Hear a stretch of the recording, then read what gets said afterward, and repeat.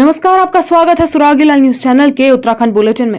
मैं हूं अनुश्री भारद्वाज और नजर डालते हैं इस वक्त की फटाफट खबरों पर। भाजपा प्रदेश प्रवक्ता सुरेश जोशी ने सीएम धामी का किया आभार व्यक्त। बंद घर में ताला तोड़ घुसे 3 चोर। सीएम धामी एक दिवसीय दौरे पर पहुंचे रुद्रपुर। जिले में दुष्कर्म की बढ़ती घटनाओं पर समाज सेवी रीता गहतौड़ी ने जताई शंका। 26 मार्च से प्रारंभ होगा मां पूर्णागिरी मेला। नवागंतुक थानाध्यक्ष इंस्पेक्टर अशोक कुमार ने किया पदभार ग्रहण। जिलाधिकारी नवनीत पांडे ने किया 18वीं सिटीजन लाइब्रेरी का शुभारंभ। अजय भट्ट बोले, पिछले 2 दशक से उठाई जा रही मांग आखिरकार हुई पूरी। सुमित्र देश बोले, कांग्रेस प्रत्याशियों के नाम का जल्द होगा ऐलान। अंतर्राष्ट्रीय स्पोर्ट्स कॉम्प्लेक्स के निरीक्षण के दौरान खेल मंत्री हुई नाराज। आगामी लोकसभा निर्वाचन के निष्पक्ष और शांतिपूर्ण आयोजन के लिए पुलिस ने एसएसबी के साथ निकाला फ्लैग मार्च। एसएसपी देवेंद्र पीचा ने कोतवाली का किया वार्षिक निरीक्षण। अब खबरें विस्तार से। उत्तराखंड की राजधानी देहरादून से अमृतसर, अयोध्या, वाराणसी के लिए हवाई सेवा की शुरुआत हो चुकी है, जिसको लेकर भारतीय जनता पार्टी के प्रदेश प्रवक्ता सुरेश जोशी ने मुख्यमंत्री पुष्कर सिंह धामी का आभार व्यक्त करते हुए कहा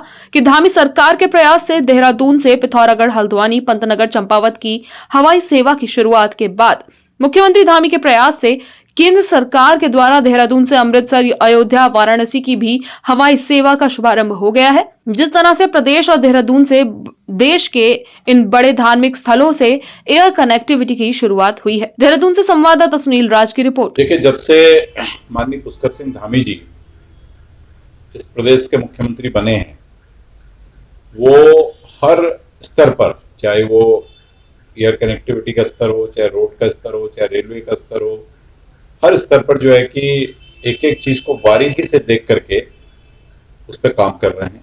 और मैं निश्चित तौर पर कह सकता हूं कि ये धामी जी का एक प्रयास है कि उनके प्रयासों से आज पिथौरागढ़, नैनीसैनी से देहरादून की हवाई यात्रा प्रारंभ हो गई है। अपना हल्द्वानी से मुनस्यारी और हल्द्वानी से पिथौरागढ़, हल्द्वानी से चंपावत, ये 3 अपनी हेली सर्विसेज प्रारंभ हुई हैं। और आज एक नया आयाम उत्तराखंड को और धामी जी ने एक दिया है कि एक नया तोहफा मैं कह सकता हूँ कि जो आज धामी जी ने दिया है वो है पंतनगर, देहरादून, और देहरादून से वाराणसी, देहरादून से अयोध्या। तो कुल मिला के मैं कह सकता हूँ कि उड़ान योजना, जो माननीय प्रधानमंत्री जी की उड़ान योजना है, उसका एक तरह से भरपूर लाभ कैसे प्रदेशवासियों को मिले, इसके लिए अथक प्रयास पुष्कर सिंह धामी जी कर रहे हैं और उसमें उनको सफलता भी मिल रही है। ये जो जितनी एयर कनेक्टिविटी उत्तराखंड को मिल रही है, इसका बहुत बड़ा लाभ उत्तराखंड को होने वाला है। जहाँ एक और धार्मिक पर्यटन इसकी वजह से बढ़ेगा, एडवेंचर टूरिज्म इसकी वजह से बढ़ेगा, उसके साथ साथ इकोनॉमी, प्रदेश की इकोनॉमी बढ़ेगी, रोजगार के नए नए अवसर आएंगे। और विशेष करके पर्वतीय क्षेत्रों में अगर हमारा एयर कनेक्टिविटी ठीक रहती है तो पलायन भी कम होगा, रोजगार मिलेगा। मैं कह सकता हूं कि उत्तराखंड की दृष्टि से एक बहुत ही मील का पत्थर के साथ। विधानसभा के पास शास्त्री नगर में चोरों ने एक घर में किया हाथ साफ। आपको बता दें, नेहरू कॉलोनी थाने अंतर्गत क्षेत्र में बंद घर से 3 चोर ताला तोड़कर घुसे और घर से जेवर, कैश समेत लाखों के सामान पर हाथ साफ कर दिया। बता दें कि घर के लोग ताला लगाकर दिल्ली गए हुए थे, जिस दौरान मौका देख 3 चोर घर में घुस गए। वहीं ये चोरी की पूरी घटना सीसीटीवी कैमरे में कैद हो गई है। फिलहाल पुलिस छानबीन में जुटी हुई है। देहरादून से संवाददाता सुनील राज की रिपोर्ट। मुख्यमंत्री पुष्कर सिंह धामी एक दिवसीय दौरे पर रुद्रपुर पहुंचे। इस दौरान उन्होंने गांधी मैदान में जिला प्रशासन द्वारा आयोजित नजूल भूमि का निःशुल्क पट्टा वितरण एवं किफायती आवास आवंटन व लोकार्पण शिलान्यास कार्यक्रम में शिरकत की। इस दौरान केंद्रीय रक्षा राज्य मंत्री अजय भट्ट और क्षेत्रीय विधायक भी मौजूद रहे। रुद्रपुर से संवाददाता दुर्गेश तिवारी की रिपोर्ट। कौन है और आप? सर, हम 3 महीने परवीन जहां मतलब प्रत्येक शासन कर रहे हैं मुख्य अतिथि के रूप में माननीय रक्षा राज्य। बहुत सुंदर कार्यक्रम था। इतने आजादी के बाद से इतने बड़ी संख्या में लोग मकान के लिए तरस रहे थे, तो हमारी सरकार ने जो कहा था हम आवाज देंगे, हाईकोर्ट से हारने के बावजूद सुप्रीम कोर्ट हमारी सरकार गई उत्तराखंड की, और माननीय प्रधानमंत्री जी की आशाओं के अनुरूप सुप्रीम कोर्ट से भी अच्छा फैसला आ गया। तो नजूल भूमि हम लोगों ने आज फ्री ऑफ कॉस्ट, 1 पैसा नहीं लिया। जो अनुमन्य लोग थे उनके घरों में जाके पेपर तैयार करे, पेपर तैयार करने में कोई एक नए पैसे का खर्चा नहीं किया, और आज 2600 लोगों को आवास दे दिए हैं। चाहे 10,000 हो, 20,000 हो, 50,000 हो, जितने लोग उस नियम में आते हैं उनके कागज बनने तैयार हो गए हैं। ये कंटिन्यूअस उनको पूरा दिया जाएगा, क्योंकि ये 2600 बनाने में भी 6 महीना लग गया। इनके कागज बनाने में, नाप जोख करने में, नीचे कागज ऊपर कागज, शासन में वो फाइल गई, तो समय लग जाता है। इसलिए सब लोगों से हमने कहा है, जितनी भी संख्या है उस संख्या में सब लोगों को ही ये मकान मिलने वाले हैं। ये कोई ना समझे कि 2600 लोगों को ही मिले हैं, बाकी लोगों के भी कागज बन रहे हैं। जो पत्रावली बनती है उसमें समय लग जा रहा है, सबसे बड़ी दिक्कत है। जिलाधिकारी एक है, सीडीओ एक है, और हमारे जो एमएनए है वो एक है, और एसडीएम हमारे इक्का दुक्का है, उनको एडमिनिस्ट्रेशन भी देखना होता है, कागज बनाने में भी लगे हुए हैं। तो रेवेन्यू अधिकारियों की कमी तो होती है, लेकिन हमने हिम्मत नहीं हारी है। सब लोगों को हम देने वाले हैं, चाहे कितनी भी संख्या हो। चंपावत जिले में नाबालिगों के साथ बढ़ते दुष्कर्म और छेड़छाड़ की घटनाओं पर चंपावत जिले की तीलू रौतेली पुरस्कार विजेता व बेटी बचाओ बेटी पढ़ाओ की जिला एम्बेसडर रीता गहतोड़ी ने गहरी चिंता जताई है। उन्होंने कहा कि आज जिले में जगह जगह से नाबालिग बच्चियों के साथ दुष्कर्म व छेड़छाड़ की घटनाएं बढ़ रही हैं। आए दिन कोई ना कोई शर्मनाक घटना सामने आ ही रही है, जो कि काफी गंभीर मामला है। चंपावत से संवाददाता लक्ष्मण बिष्ट की रिपोर्ट। लेकिन उनको 24 की जनपद चंपावत में महिलाओं पर हो रहे अपराध की संख्या दिन पर दिन बढ़ती जा रही है।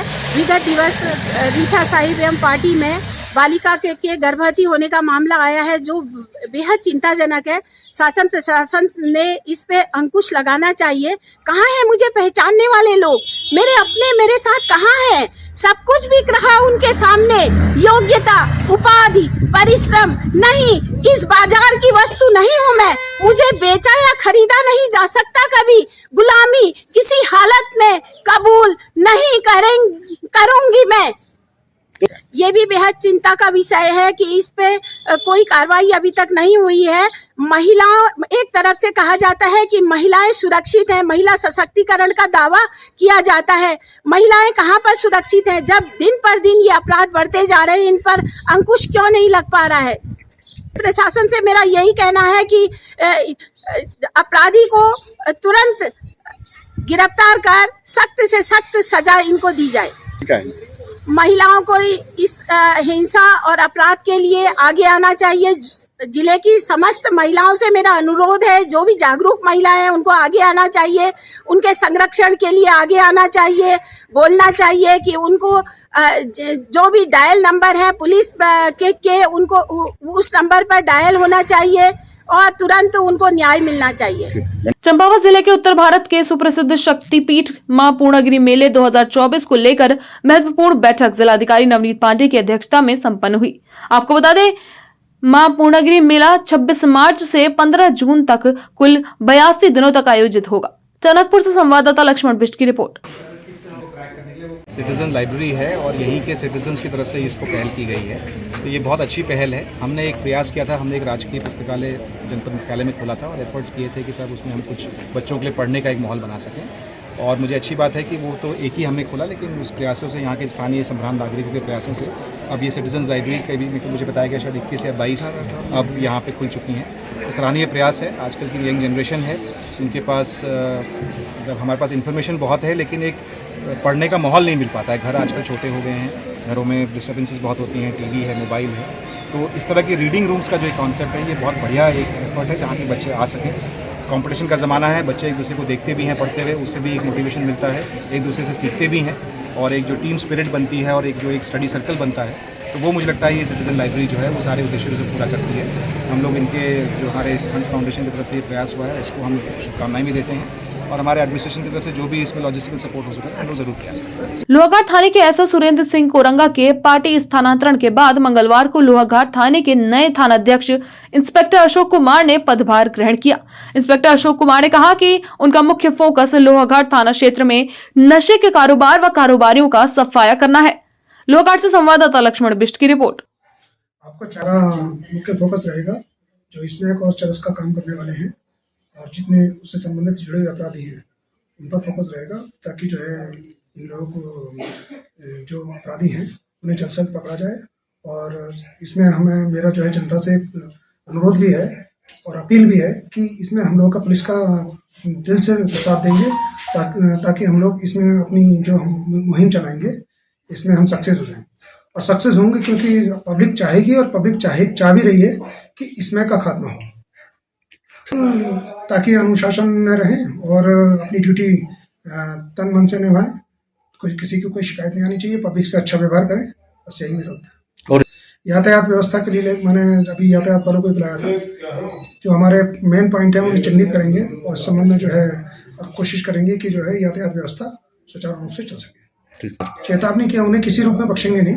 ये पूर्व में भी जो पूर्व हमारे संबंधित थे उन्होंने भी अच्छा काम किया इसमें। बाकी हम लोग कंटिन्यू एक अपनी जो है पर्सनल टीम निकालेंगे इसमें, जो उनका काम केवल नशे का जो कारक सौदागर हैं उनको ही चिन्हित करना रहेगा। चाहे तो एक साथ होनी चाहिए, सब लोग एक साथ बैठना ही नहीं चाहते। पापा, try this. लो, सब लपक लिए।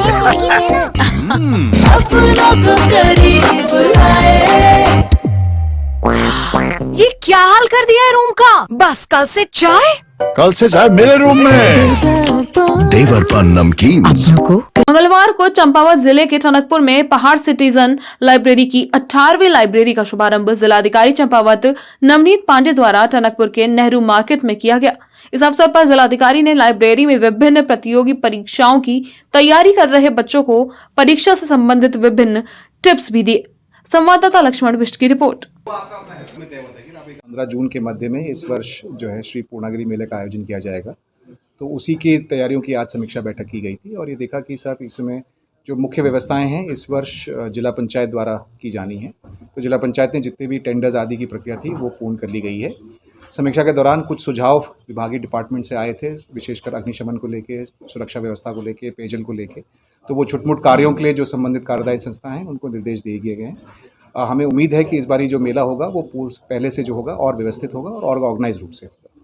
सर, मेले की अवधि कितनी रखी है? पहले निर्धारित हुआ था कि 26 मार्च से 15 जून तक रखी गई है। फिर 15 जून के बाद हमें निर्णय लेंगे कि इसमें कोई एक्सटेंशन करने की आवश्यकता है या नहीं। वर्षों पुरानी मांग लाल कुआं अमृतसर ट्रेन जो धरातल पर उतर आई है, जिसको रुद्रपुर रेलवे स्टेशन से केंद्रीय रक्षा पर्यटन राज्य मंत्री सांसद अजय भट्ट व विधायक शिव अरोड़ा ने हरी झंडी दिखाकर रवाना किया।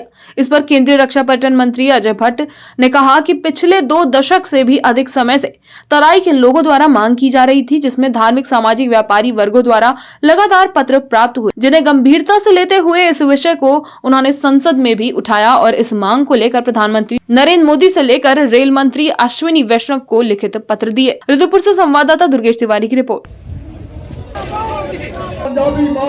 बहुत सुख की अनुभूति हो रही है। जो बात हमारे तत्कालीन अध्यक्ष शिव अरोड़ा जी ने मुझे बताई थी वो 100% पूर्ति हुई है। मैंने जाते ही संसद में उठाया था और संसद में उठाने के बाद फाइल बनने में, ऊपर नीचे होने में जो समय लगा, उस समय को हम अगर छोड़ दें तो अति शीघ्र ही लगी है। इसको भी कहिए कम समय में जल्दी स्वीकृति हो गई।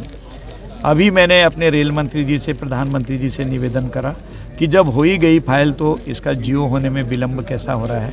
तो तत्काल प्रभाव से नेशनल एग्जीक्यूटिव जिस दिन हमारी चल रही थी उसी दिन वहीं से हमारे रेल मंत्री जी ने आदेश दिया और 2 दिन के बाद शासनादेश हो गया और आज ट्रेन चल भी गई है। यह है वाहेगुरु की कृपा, यह है ईश्वर की कृपा, यह है हमारे पूरे जो जनता की ताकत है, उनकी मांग की ताकत की कृपा। मैं इसको भी कृपा ही कहता हूँ। तो इसलिए एक सुखद अनुभूति हो रही है। जो मांग हमने संसद में उठाई, जो हमारे माननीय अध्यक्ष जी ने, अब विधायक हैं, उन्होंने बात बताई, आज उसने मूर्त रूप ले लिया है। आज सब खुश हैं। ये जान के और भी खुशी हुई है कि आज ट्रेन पूरी तरह से फुल जा रही है। इसे मिनी पंजाब कहते हैं। यहाँ की पिछले 20-25 वर्षों से बहुत बड़ी मांग थी कि श्री हरिमंदिर साहिब अमृतसर के लिए ट्रेन चलनी चाहिए और सब लोग संघर्ष कर रहे थे।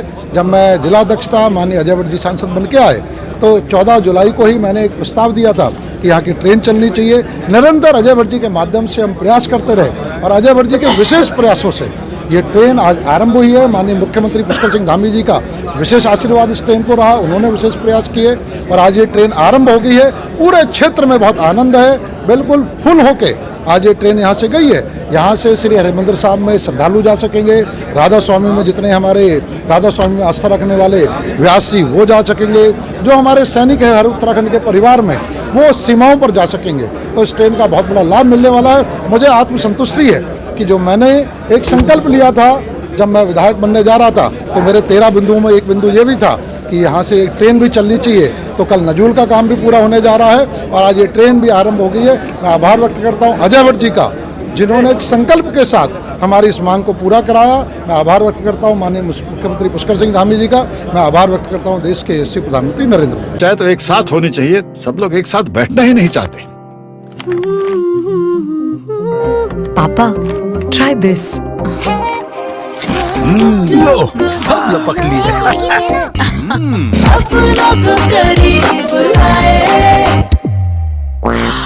ये क्या हाल कर दिया है रूम का? बस कल से चाय। कल से चाय मेरे रूम में। देवर पान नमकीन। लोकसभा चुनाव को लेकर उत्तराखंड में भी सरगर्मियां तेज हो गई हैं, जहां भाजपा ने 3 लोकसभा सीटों पर प्रत्याशियों का ऐलान कर दिया है। वहीं अब सबकी नजरें कांग्रेस पर टिकी हैं।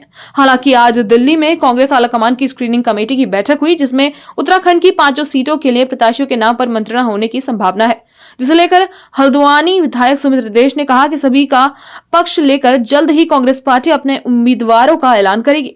हल्द्वानी से संवाददाता दीपक अधिकारी की रिपोर्ट। नहीं, देखिए बीजेपी का वो आंतरिक विषय है कि वो नाम सारे डिक्लेयर कर दे, सारी लोकसभा सीटों में जहां लड़ना चाहती है। ये कोई इसमें आगे पीछे की बात नहीं है। चुनाव का परिणाम महत्वपूर्ण है और चुनाव में कैसे तीव्रता से लड़ा जाए ये विषय महत्वपूर्ण है। और कांग्रेस इसके लिए पूरी तरीके से ज़मीन से लेके पूरी बूथ तक पूरी तैयारी कर चुकी है। हमारी बूथ कमेटियों और हमारे बूथ अध्यक्ष, हमारे मंडलम जो बने 10 बूथों पे जो एक मंडलम रहेगा, इन सारे पूरे प्रदेश की व्यवस्था बन चुकी है। तो सारे बाराती तैयार हैं, बस दूल्हे का इंतजार है। वजह क्या है? विलम्ब नहीं हो रहा। आज हमारी स्क्रीनिंग कमेटी की बैठक है, उसमें पैनल में नाम जाएंगे और फिर सीईसी की बैठक होगी। तो एक सतत प्रक्रिया है जो हमेशा से चली आ रही है। आज बैठक में 16 नाम होंगे बिल्कुल, नाम छांटे जाएंगे और वो नाम आगे सीईसी के पैनल में भेजे जाएंगे और वहां से फाइनल होंगे। हल्द्वानी पहुंची खेल मंत्री रेखा आर्य ने गौलापार स्थित अंतरराष्ट्रीय स्पोर्ट्स कॉम्प्लेक्स का निरीक्षण किया। इस दौरान उन्होंने badminton court, table tennis, swimming pool सहित विभिन्न गेम्स के बन रहे स्टेडियम का निरीक्षण करते हुए कार्यदायी संस्था को जल्द से जल्द कार्य पूरा कर विभाग को हैंडओवर करने के निर्देश दिए। वहीं निरीक्षण के दौरान कैबिनेट मंत्री रेखा आर्य ने खेल विभाग के अधिकारियों को अंतर्राष्ट्रीय स्टेडियम के रखरखाव का विशेष ध्यान देने के निर्देश दिए। साथ ही जल्द से जल्द खेलों को शुरू करने के लिए विभागीय अधिकारियों को कहा।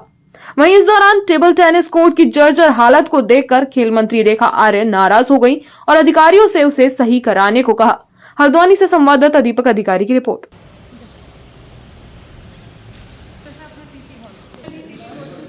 कहाँ से अंदर से रास्ता है अंदर वहाँ से क्रिकेट की, तो निश्चित रूप से क्रिकेट को लेकर हम सब लोग क्रिकेट को पसंद भी करते हैं और उसको लेकर हम लोग प्रतिबद्ध भी हैं। हमारी कोशिश है कि यहाँ पर हमेशा क्रिकेट की प्रतियोगिताएं, क्रिकेट स्टेडियम जहाँ पर बना हुआ है वहाँ पर होती रहे। चूँकि आने वाले समय में हम सबका ये लक्ष्य है कि हम लोग चूँकि स्पोर्ट्स यूनिवर्सिटी यहाँ पर हम लोग स्थापित करने वाले हैं, तो इस स्टेडियम को उसका अभिन्न अंग भी बनाएंगे, इस स्टेडियम को भी उसका अभिन्न अंग बनाएंगे। हॉकी भी एक प्रस्तावित है, हॉकी के लिए भी स्टेडियम की तैयारी चल रही है। तो लगातार जो है स्पोर्ट्स की दिशा में बच्चों को खेलने के संसाधनों के विकास के क्षेत्र में लगातार डिपार्टमेंट काम कर रहा है। दामी जी के, माननीय मुख्यमंत्री जी के लगातार निर्देश उस क्रम में है। तो मुझे लगता है कि बहुत जल्द जब ये निर्मित चीज़ें खिलाड़ियों को और जनता को समर्पित होगी, तो स्वाभाविक रूप से फिर जो एक हमारे को काम करने का, स्पोर्ट्स की इवेंट्स करने के जो हमारे कार्यक्रम रहेंगे वो रेगुलर होते रहेंगे। वर्तमान में भी कार्यक्रम लगातार चल रहे हैं। हाँ, ऑल वेदर स्विमिंग पूल का प्रस्ताव जो है वो आया हुआ है और हम लोग स्विमिंग में विंटर के समय पानी गर्म हो सके इस प्रकार की सुविधा या नई टेक्नोलॉजी के साथ में जैसा टेम्परेचर चाहिए उसके अनुसार एडजस्ट करने वाला जो टेक्निक है उसको लेकर विभाग की ओर से प्रस्ताव शासन में आया हुआ है। हम लोग जल्द से जल्द उसमें बजट आवंटन करेंगे और बजट आवंटन करते हुए शासनादेश निर्गत करेंगे और मुझे उम्मीद है कि 38वें राष्ट्रीय खेलों से पहले हम इसको कर सकने में सफल। एसएसपी अल्मोड़ा देवेंद्र पीछा के निर्देशन में आगामी लोकसभा निर्वाचन के निष्पक्ष और शांतिपूर्ण आयोजन के लिए अल्मोड़ा पुलिस ने सीओ विमल प्रसाद के पर्यवेक्षण व प्रभारी निरीक्षक जगदीश चंद्र देवपा कोतवाली अल्मोड़ा के नेतृत्व में एसएसपी के साथ मिलकर नगर में फ्लैग मार्च निकाला। अल्मोड़ा से संवाददाता हेमंत सिंह मेहरा की रिपोर्ट। वरिष्ठ पुलिस अधीक्षक अल्मोड़ा देवेंद्र पीचा ने कोतवाली रानीखेत का वार्षिक निरीक्षण किया। आपको बता दें, आगामी लोकसभा निर्वाचन के दृष्टिगत पुलिस कर्मियों को बीट में निरंतर भ्रमण करने के निर्देश दिए गए हैं। इस दौरान उन्होंने जवानों से शस्त्र हैंडलिंग भी करवाई। साथ ही उनके द्वारा फायर स्टेशन रानीखेत का भी निरीक्षण कर आवश्यक निर्देश दिए गए। अल्मोड़ा से संवाददाता हेमंत सिंह मेहरा की रिपोर्ट। आज के लिए बस इतना ही। उत्तराखंड से जुड़ी सभी खबरों को जानने के लिए जुड़े रहें सुरागी लाल न्यूज चैनल से। धन्यवाद।